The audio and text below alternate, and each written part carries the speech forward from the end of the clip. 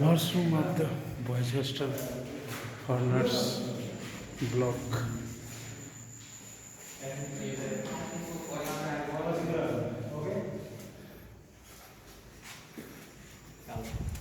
ए दुई साइडमै वाशरूम यो साइड नुहाउनको लागि दुई साइडै बाथरुम।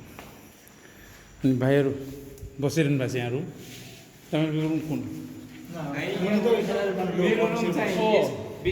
एउटा अर्को भाइ थियो नि साद्री हो ए यो कसको रुम हो? विकास ए आउनुहोस् तपाईँको रुम। अनि तपाईँलाई कस्तो लाग्यो युनिभर्सिटी? राम्रै लाग्यो यहाँ त। आफ्नो नेम एड्रेस भन्नुहोस् त। म विकास राउत हो, म जनकपुर नेपालबाट। विकास महतो राउत। विकास राउत जनकपुरबाट। ए कुन डिपार्टमेन्टमा? म CSC computer science. Computer science. धेरै राम्रो। अनि युनिभर्सिटी कस्तो लाग्यो? राम्रै लाग्यो मलाई त। अनि बङ्गलादेश? बङ्गलादेश नि राम्रो छ, हाम्रो भन्दा त ठिकै लाग्यो। त्यस्तो नेपालमा सोचेको भन्दा फरक छ फरक छ होइन? तर आत्तिनु पर्ने त्यस्तो केही छैन। जुन नेपालमा हो हल्ला छ बङ्गलादेशको नेगेटिभ त्यस्तै लागेको थियो, तर त्यस्तो केही छैन, शान्त। भन्नाले तपाईँ आँटै गर्नुभयो, नत्र जेनरल मान्छे त डराइहाल्छ। भन्नाले युआर सो मच स्मार्ट भयो होइन?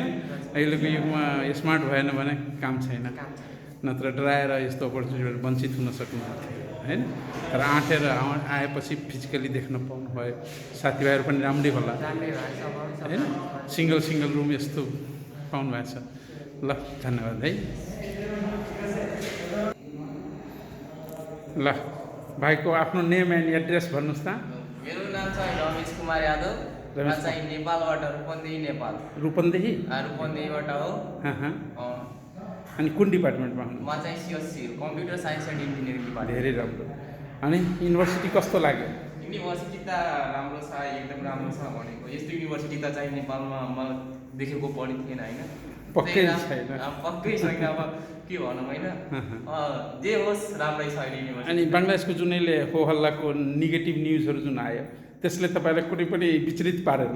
होइन, म चाहिँ यस्तो हो, म चाहिँ पहिल्यै आएको, आन्दोलन चल्ने बेलामै आएको थिएँ, फर्केर गएको यहाँबाट। ए त्यसले त मलाई कुनै नेगेटिभ इफेक्ट पारेन। पहिले चाहिँ पारेको थियो अलिअलि होइन, मनमा चाहिँ के भएको थियो यस्तो यस्तो सुनेर फेरि नै।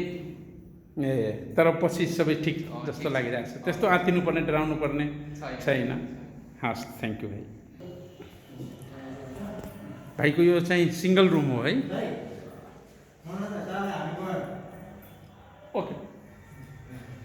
अस्सलामुअलैकुम, नमस्ते।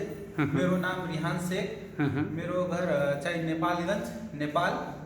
मेरो लगभग यहाँ नियर 1 month हुन लागि छ फार्मेसी डिपार्टमेन्ट। गुड। यहाँको फार्मेसी धेरै राम्रो छ। त्यो फार्मेसीको त एकदम प्रोफेसनल फार्मेसी होइन? यसलाई इन्डियामा फार्मडी भन्छ।